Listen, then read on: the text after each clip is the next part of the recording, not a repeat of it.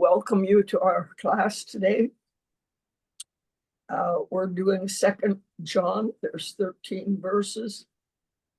Adam Clarke, who is a commentator, says, this epistle is more remarkable for the spirit of Christian love which it breathes than for anything else. It contains scarcely anything that is not found in the preceding.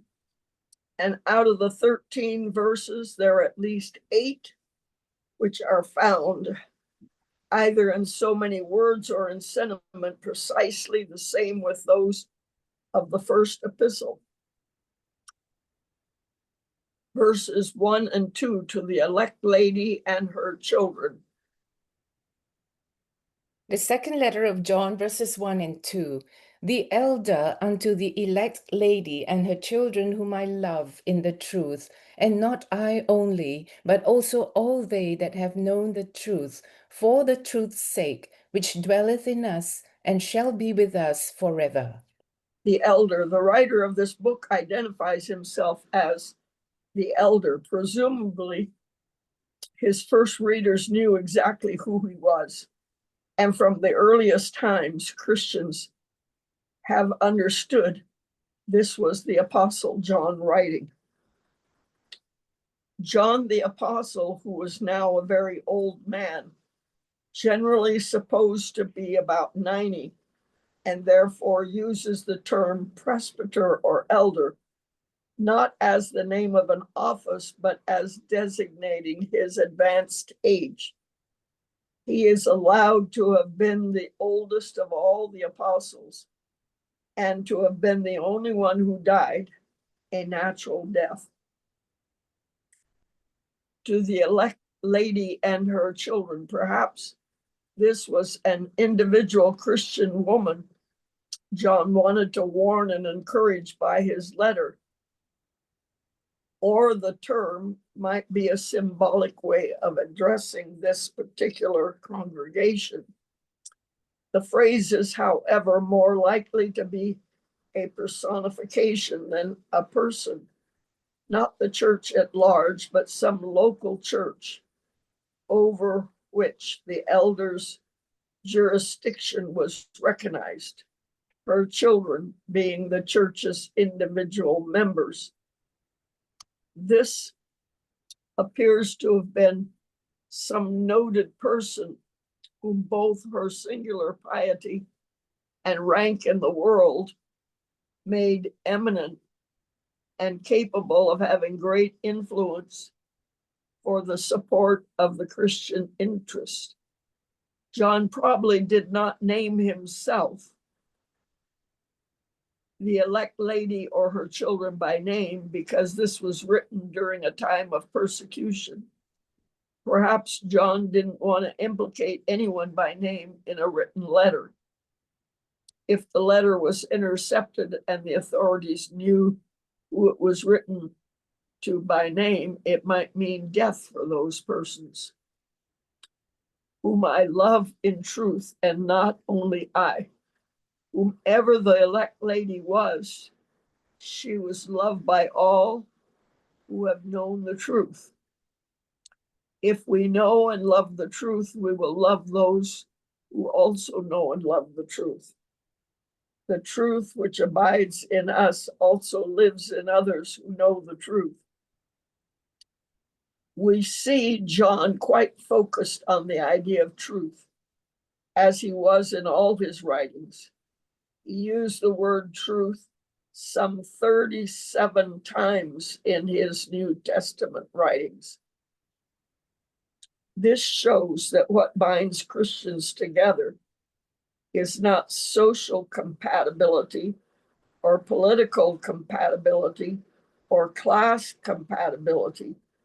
What binds us together is a common truth. This is why truth is important to Christians. Will be with us forever. The truth does not change.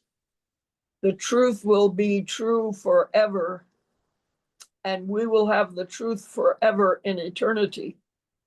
Many people today think that the truth changes from age to age, from generation to generation, but the Bible knows that the truth will be with us forever. Verse 3, John's salutation to his readers. Verse 3, grace be with you, mercy and peace from God the Father and from the Lord Jesus Christ, the Son of the Father, in truth and love. John presents a slightly expanded version of the standard greeting in New Testament letters. He didn't just wish these for his readers, he confidently bestowed them by saying, they will be with you from God the Father. In love and truth, John can hardly write a verse without mentioning these two of his favorite topics: the grace, mercy, and peace God has for us are all given in truth and love. Apart from God's truth and love, we can never really have grace, mercy, and peace. What deep, sweet rhythm of meaning there is in the first 3 verses of this letter. One reads them over and over again. Oh, that the grace, mercy, and peace may be with us from God the Father, from Jesus Christ the Son, from Jesus Christ, the Son of the Father, in truth and in love. The Son of the Father, the apostle still keeps in view the miraculous conception of Christ, a thing which the Gnostics absolutely denied, a doctrine which is at the groundwork of our salvation. How to walk, verse 4, John's joy to find they are walking in truth. The second letter of John, verse 4, I rejoice greatly that I found of thy children walking in truth, as we have received a commandment from the Father. I rejoice greatly. This is a pastor's heart, to know that his people are walking in truth. While truth is not the only concern of a pastor, it is a great concern. And it is a great comfort for a pastor to see those he loves and cares for walking in truth. The children mentioned here may either be her own children or those members of the church which were under her care, or some of both. I have found some of your children walking in truth. John rejoiced because when God's people are walking in truth, they also abide in God.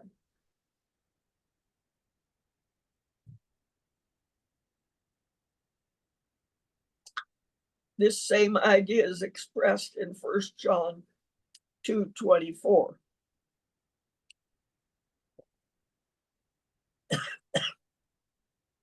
Would you read that for us? Yes, 1 John 2:24. 2:24. Let that therefore abide in you which ye have heard from the beginning. If that which ye have heard from the beginning shall remain in you, ye also shall continue in the Son and in the Father. Truth is not only important for its own sake, but also our walking in truth shows we are walking with the Lord. John Trapp, who wrote over 200 years ago on the idea of walking in the truth, not taking a step or two, not breaking or leaping over the hedge to avoid a piece of foul way, but persisting in a Christian course, not starting aside to the right hand or to the left. Verse 5, the commandment to love one another. Verse 5, and now I beseech thee, lady, not as though I wrote a new commandment unto thee, but that which we had from the beginning, that we love one another. I plead with you, lady, John was not too proud to beg on such an important matter, not when it came to something as vital as the Christian life, as the commandment that we must love one another. Not as though I wrote a new commandment. John knew that this was nothing new to his readers.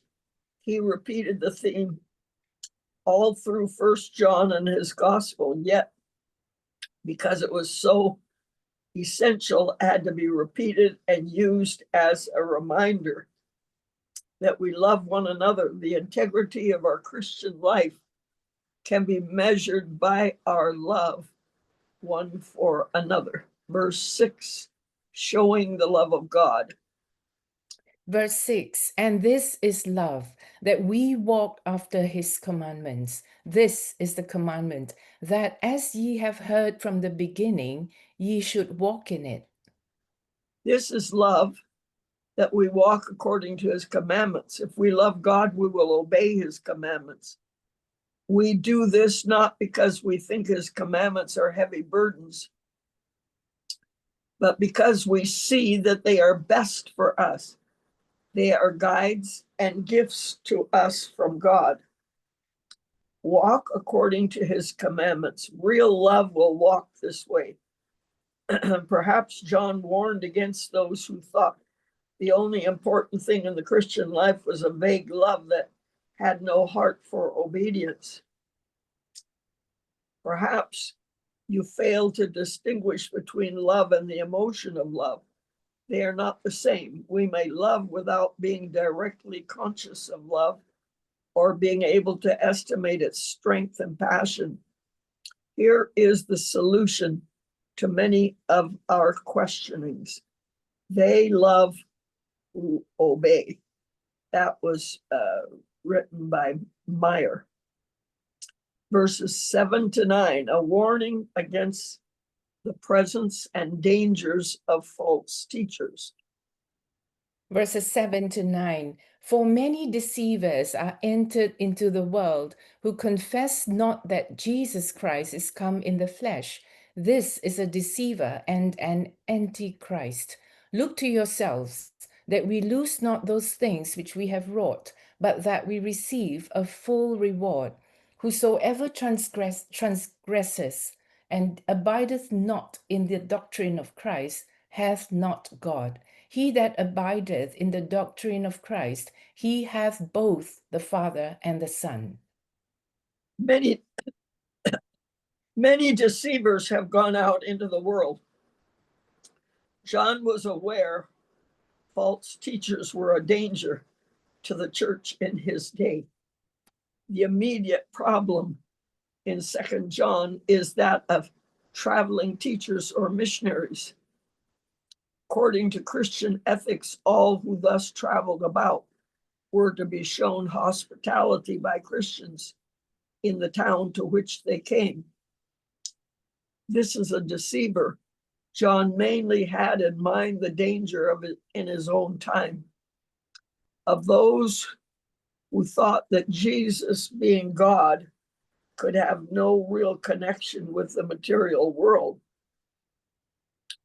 They said that he only had an apparent connection with the material world.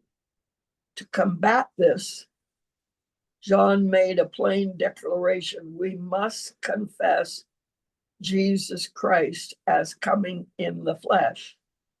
This means Jesus came as a real man in his first coming,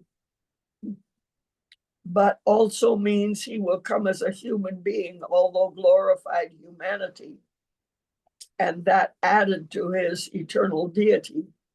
A real flesh and blood Jesus will come again to the earth. This is a deceiver and an antichrist. Against this false idea of Jesus, John insists those who do not confess Jesus Christ as coming in the flesh are deceivers, are the deceivers and have the spirit of Antichrist. John warned us against these antichrists in his first letter. They are those who do not only oppose Jesus, but also offer a substitute Christ. This spirit of antichrist will one day find its ultimate fulfillment in the antichrist, who will lead humanity in the end times rebellion against God. Whoever transgresses and does not abide in the doctrine of Christ does not have God. There is nothing noble, sincere, courageous, or admirable in a false Jesus. To deny the biblical Jesus is always to reject the Father and the Son both. John here draws a critical line of truth over which it is heresy to transgress. In our own day, we must deal with modern denials of the biblical Jesus with the same passion John did in his day. Today, with our scholarly denials of Jesus and the historical record of the Gospels, it is more important than ever to know who the true Jesus is according to the Bible, and to love and serve the true Jesus. To say no to God's way of revealing himself is to say no to God himself. For he will not let himself be known, that's God, all right, by men except on his own terms. In other words, God won't let himself be known by men except on his own terms. Transgresses, the word transgresses has the idea of going beyond a boundary. We never go beyond the teaching of Jesus, of who he is and what he has done for us. Anyone who thinks we have or should go beyond what the Bible plainly says about Jesus transgresses. There is a true progress in the Christian life, but it's progress based upon a deeper knowledge of the historical biblical Christ. Progress on any other ground may be called progress, but it is a progress that leaves God behind and is therefore not progress at all. When the teaching of the Bible needs to be supplemented by some key to the Bible or by some new revelation, it is a sure sign that advanced doctrine is being put forth. Look to yourselves that we do not lose the things we work for. To depart from the true Jesus means you put yourself in jeopardy to lose the things the apostles and other faithful saints worked for. This shows us that it isn't enough for us to start out right. We must finish in faith to receive a full reward. Verses 10 and 11, instructions for dealing with the false teachers. Verses 10 and 11. If there come any unto you, and bring not this doctrine, receive him not into your house, neither bid him Godspeed. For he that biddeth him Godspeed is partaker of his evil deeds. If anyone comes to you and does not bring this doctrine, if someone comes to us denying the true doctrine of Jesus and promoting a false doctrine of Jesus, John says, we should give no hospitality, no aid to the ones who promote their own false version of Jesus. To do so is to share in his evil deeds. The words mean, according to the Eastern use of them, have no religious connection with him, nor act toward him so as to induce others to believe you acknowledge him as a brother. Suppose the visiting teacher claimed to be a Christian missionary or even a prophet, but taught what was clearly false doctrine. Hospitality would demand that he be provided for, but to do so would seem to be participation in the spread of his false teachings. Should he be received or not? He who greets him. John means greets in a much more involved context than our own. In that culture, it meant to show hospitality and give aid. Yet for the weak or unskilled believer, it is best if they do not even greet in the sense of speaking to those who promote a false Jesus, like the Mormons or Jehovah's Witnesses.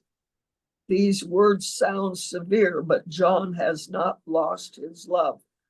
We must consider these 3 points. John is not talking about all error, but only error that masquerades as true Christianity. John is not talking about all who hold the error which masquerades as true Christianity, but about those who teach those errors which masquerade as true Christianity.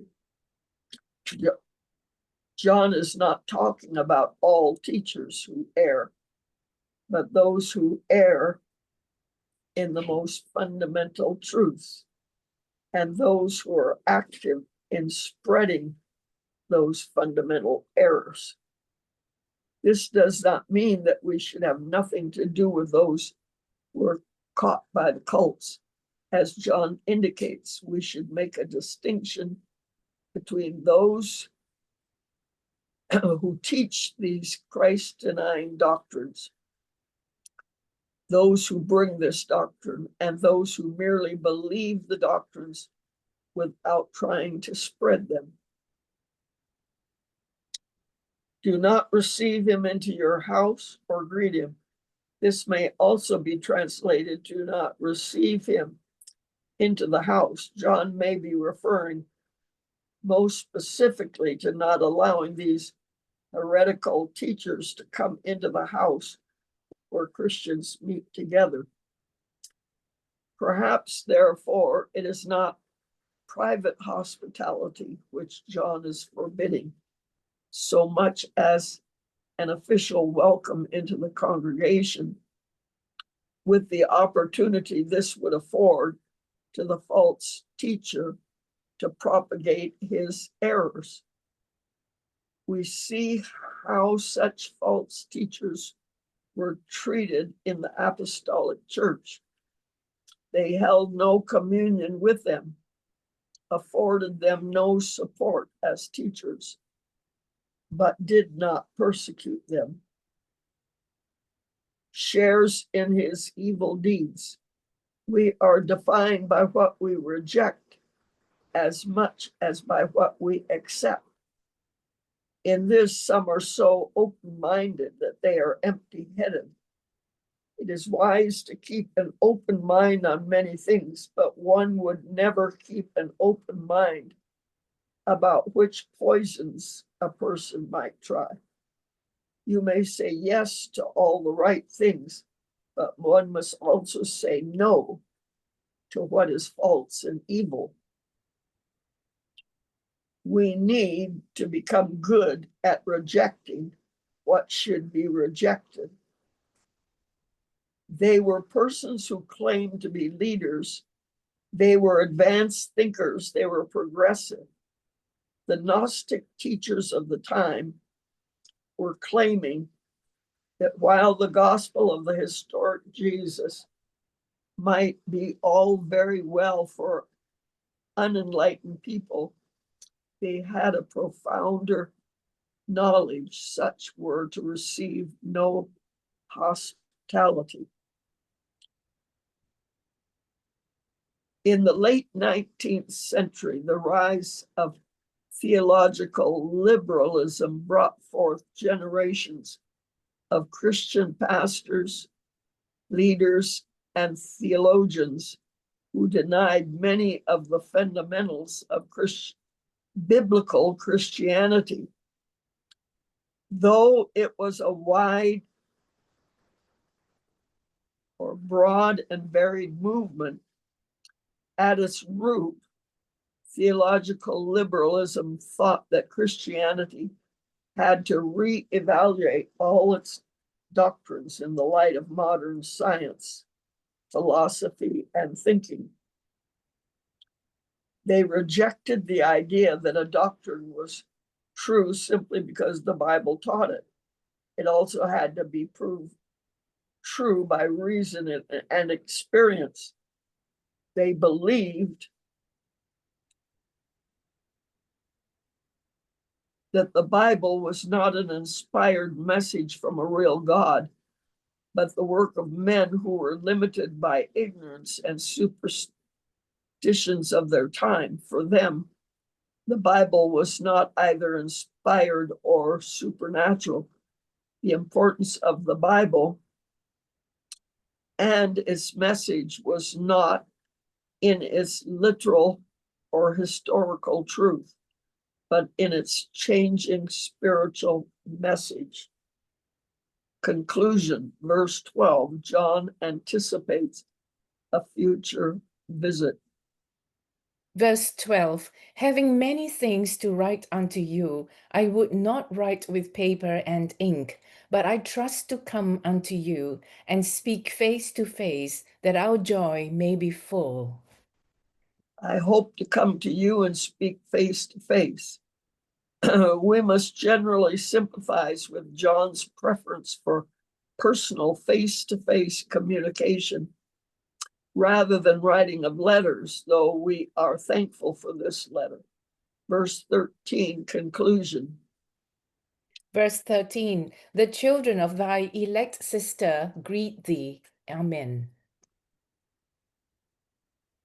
The children of your elect sister, telling us that the elect lady has an elect sister and they both have children, does little to identify with certainty who John is writing to. Perhaps all it tells us is that John used the term elect lady as a symbol for the church. He used it rather loosely, saying she has a sister and children. The most likely idea is the elect lady, a particular church, had an elect sister. Other sister churches from which John brings a greeting. The children of your elect sister. This last reference to the elect sister and her children remind us that though we must be on guard against false teachers, the true followers of Jesus are more than just our group. If we allow our desire to defend the truth to make us unloving and intolerant, Satan has won a great victory. So that's the end of our second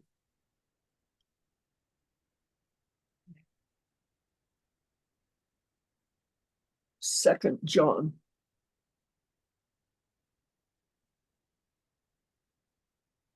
I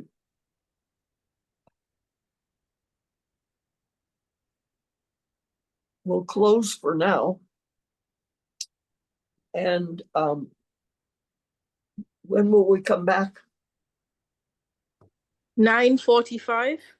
All right, 9:45. We will come back. Okay.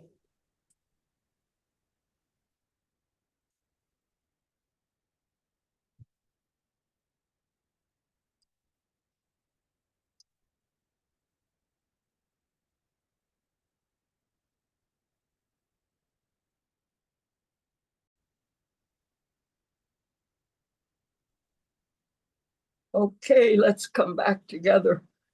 We're going to do 3rd John. There's 14 verses. 3rd John has 1 chapter, following good examples. Adam Clark says, it has been the lot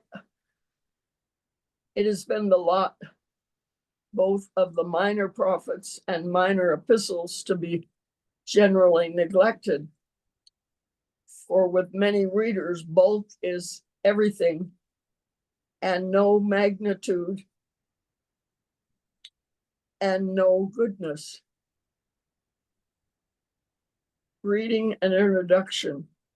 Verse 1, the writer and the reader. The 3rd letter of John, verse 1. The elder unto the well-beloved Gaius, whom I love in the truth. The writer of this book identifies him simply as the elder. Presumably, the first readers knew who this was, and from the earliest times, Christians have understood that this was the Apostle John writing. The same John who wrote the Gospel of John, 1st and 2nd John, and the book of Revelation. Perhaps he does not directly refer to himself for the same reason he does not directly refer to his readers in 2nd John. The threat of persecution may be making direct reference unwise and, of course, unnecessary. To the beloved Gaius, we don't know if this specific Gaius is connected with the other men by this name mentioned in the New Testament. The identification is difficult because Gaius was a very common name in the Roman Empire. Verses 2 to 4, a blessing for faithful Gaius. Verses 2 to 4. Beloved, I wish above all things that thou may prosper and be in health, even as thy soul prospereth. For I rejoiced greatly when the brethren came and testified of the truth that is in thee, even as thou walkest in the truth. I have no greater joy than to hear that my children walk in truth. The word for prosper literally means to have a good journey. It metaphorically means to succeed or prosper. It's like saying, I hope things go well for you. Both verbs for prosper and be in health belong to the everyday language of the letter writing. This phrase is so common that sometimes it was condensed into only initials and everyone knew what the writer meant just from the initials. The abbreviation used in Latin was SVBEEV,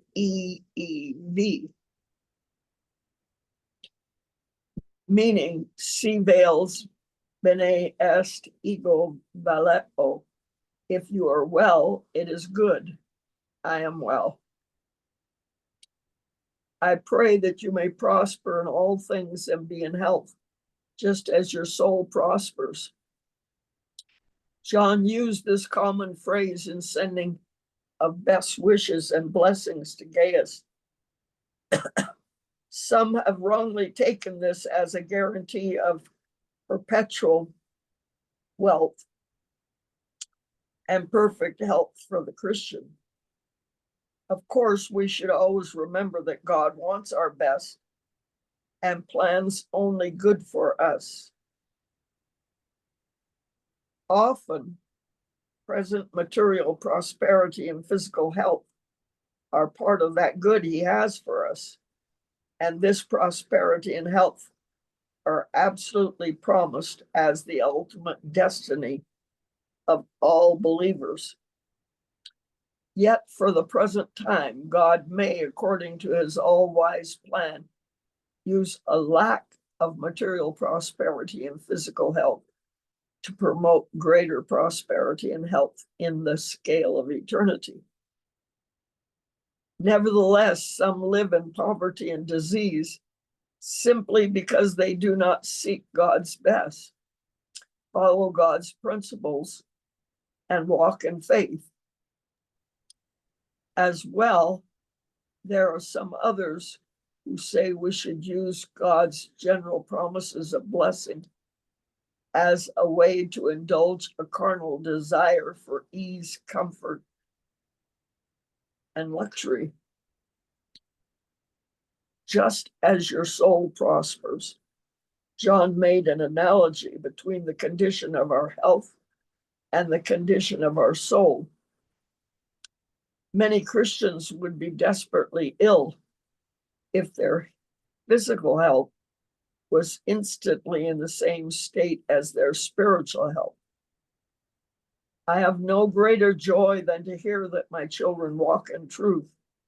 John's goodwill toward Gaius came from his understanding that he walked in truth.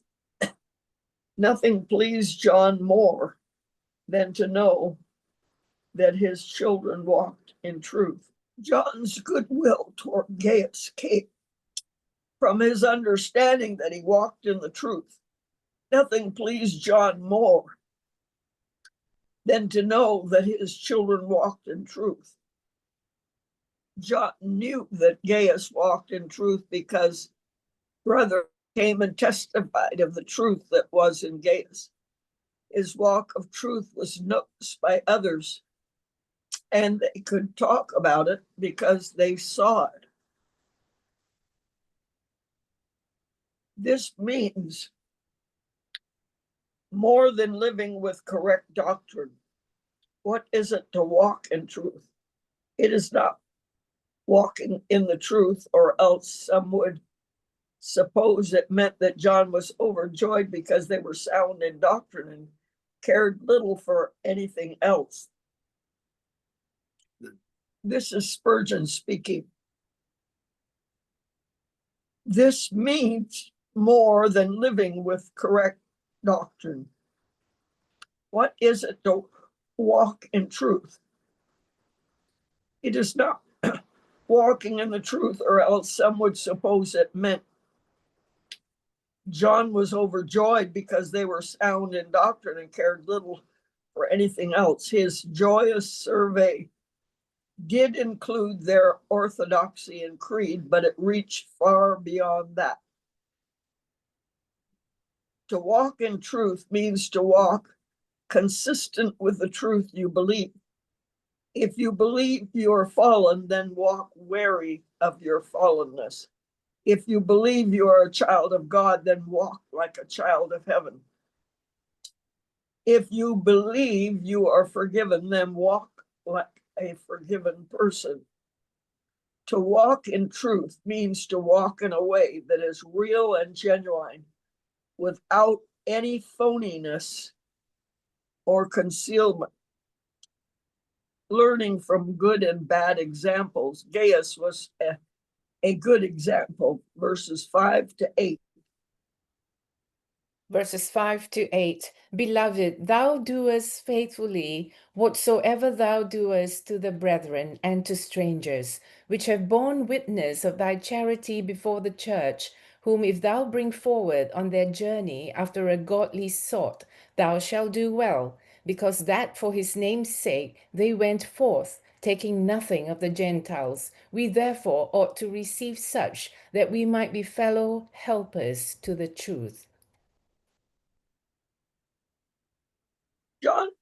John praised Gaius for his hospitality. This may seem somewhat trivial to us, but it is not to God. This is a practical outworking of the essential command to love one another. It is love in action. This is a great compliment. You do faithfully whatever you do. Whatever God gives us to do, we should do it faithfully. Jesus said that when we see him face to face, some will hear the words,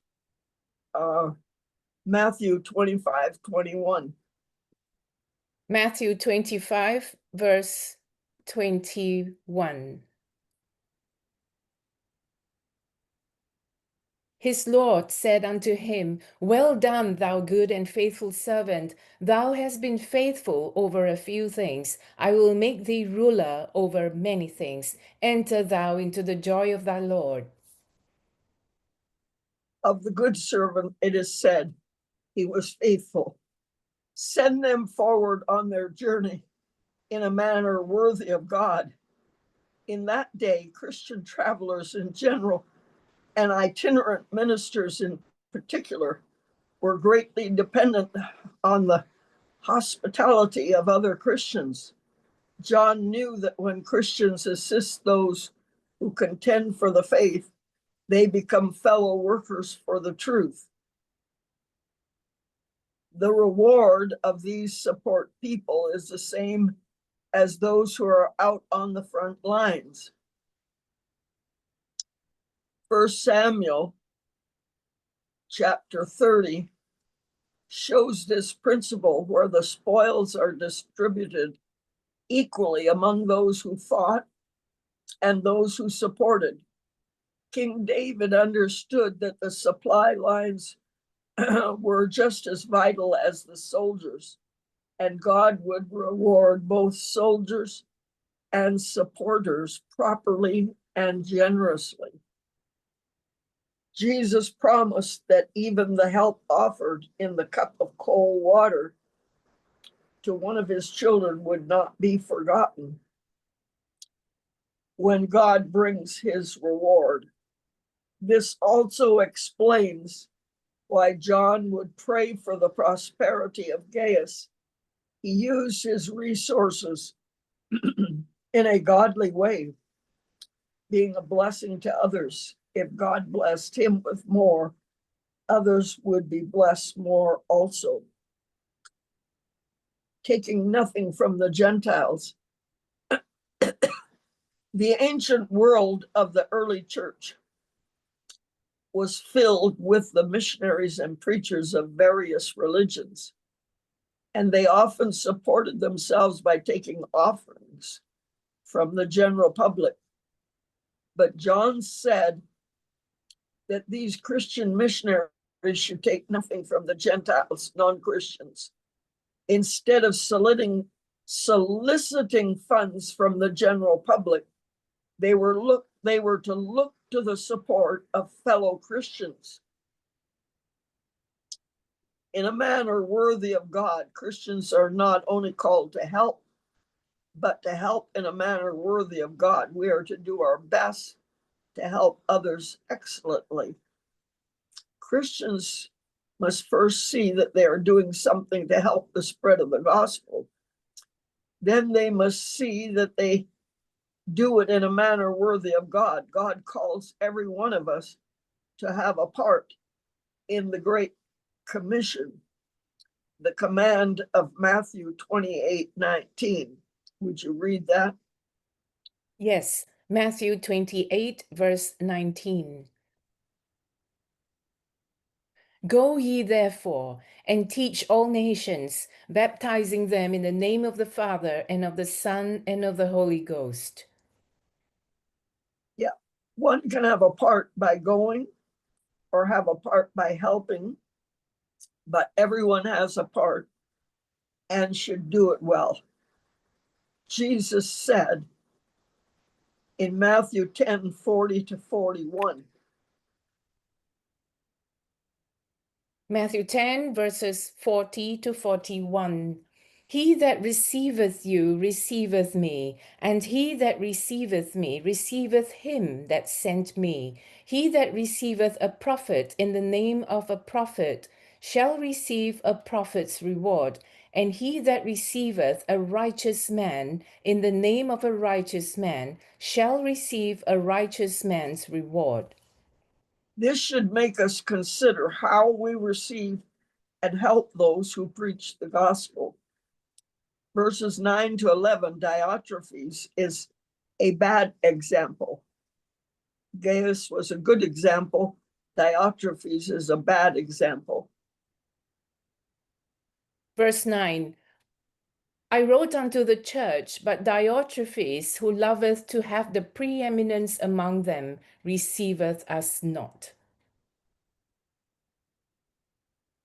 9 to 11. Verse 10, wherefore if I come, I will remember his deeds which he doeth, prating against us with malicious words, and not content therewith. Neither doth he himself receive the brethren, and forbiddeth them that would, and casteth them out of the church. Verse 11, beloved, follow not that which is evil, but that which is good. He that doeth good is of God, but he that doeth evil hath not seen God. But Diotrephes, John publicly rebuked this man, and he rebuked him by name. In rebuking him by name, the apostle of love did not act outside of love. Instead, he followed the clear command of the scriptures. Romans 16:17. Romans 16, verse 17. Now I beseech you, brethren, mark them which cause divisions and offenses contrary to the doctrine which ye have learned, and avoid them.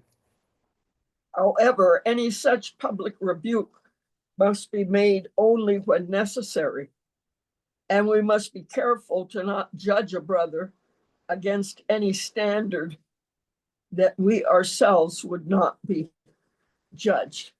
By presenting himself as a prominent Christian leader, at least in his own mind, Diotrephes knew that he was open to public criticism just as much as he would publicly criticize the Apostle John and his associates, prating against us with malicious words. Who loves to have the preeminence among them. Simply the problem for Diotrephes was pride. In his pride, he did not receive the apostles such as John. This was in contrast to the humble hospitality of Gaius, who walked in the truth. We can imagine a man like Diotrephes, a leader in the church in some city, looking at John and saying to himself, why should these big shot apostles get all the attention and honor? Look at my ministry. Isn't it just as good? And pride would lead him, like many others, to destruction.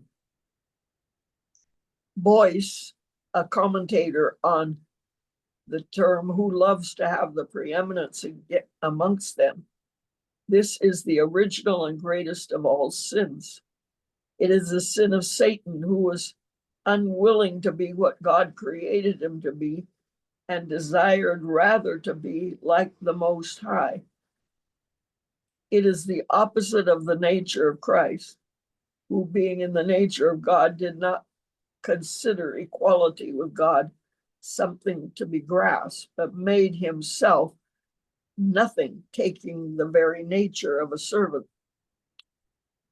Prating against us with malicious words, Diotrephes not only failed to receive John and the other apostles, but he also spoke against them. His malicious gossip against the apostles showed what kind of man he really was. The Greek verb, which is here translated gossiping, comes from a root which was used of the action of water and boiling up and throwing off bubbles. Since bubbles are empty and useless, the verb eventually came to mean indulgence in empty or useless talk. This was the nature of Diotrephes' slander, though, of course, the words were no less evil in that they were groundless. The word signifieth to talk big bubbles of words. It is a metaphor taken from overseething pots that send forth a foam, or from overcharged stomachs that must needs belch. This was written by Trapp. Putting them out of the church, Diotrephes not only used his influence to forbid others from showing hospitality to John or his associates, he even tried to excommunicate those who tried to show such hospitality. To begin with, a man named Diotrephes had assumed an unwarranted and pernicious authority in the church, so much so that by the time of the writing of this letter, John's own authority had been challenged, and those who had been sympathetic to John had been excommunicated from the local assembly. Moreover, due to this struggle, traveling missionaries had been rudely treated, including probably an official delegation from John. The example of Diotrephes shows that those who love to have the preeminence also love to use whatever power they think they have as a sword against others. Do not imitate what is evil, but what is good. John gave us two clear examples, one good, Gaius, and one bad, Diotrephes. He now applies the point, follow the good, for we serve a good God, and those who follow him will likewise do good.